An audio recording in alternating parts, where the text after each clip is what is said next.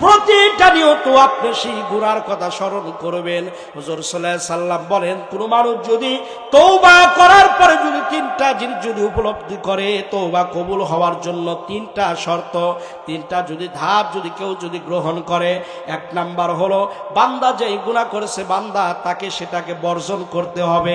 দুই নাম্বার হলো বান্দাকে অনুশোচনা করতে হবে এবং তাকে লজ্জিত হতে হবে। আর তিন নাম্বার হলো বান্দা চিরজনমের মতো মৃত্যু আগ পর্যন্ত বান্দাকে প্রতিজ্ঞাবদ্ধ হতে হবে, আর জিন্দেগিতেও কোনোদিন সেই গুনায় আর ফিরে যাওয়া যাবে না। এই তিনটার মধ্যে যদি বান্দা আবদ্ধ থাকতে পারে, আল্লাহ পাক বলছেন, তাহলেই ওই ব্যক্তিটা একজন তাওবাকারী বান্দা হয়ে যাবে। জোরে বলেন সুবহানাল্লাহ। সুতরাং তওবা কি সহজ জিনিস? জোরে বলেন সহজ। কিন্তু আমাদের বর্তমান সমাজে খুবই সহজ। 70 বছর 80 বছর হইলে পরে বিছানায়